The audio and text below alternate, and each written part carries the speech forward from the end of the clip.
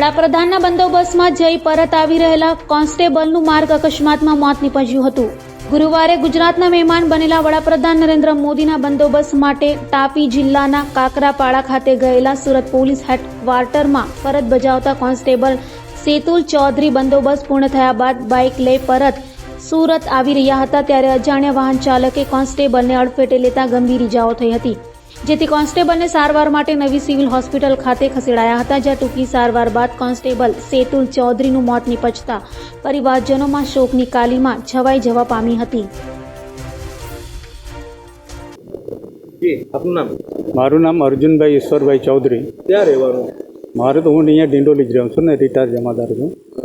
મારો ભાઈનો છોકરો છે એ કંઈ બંદોબસ્તમાં ગયેલો કાકડાપાર, ત્યાંથી પરત આવતા અકસ્માત કંઈ થયું એટલું જાણવા મળ્યું છે. મને બીજું કંઈ ખબર નથી. કેટલી ઉંમર હતી? ઉંમર 29.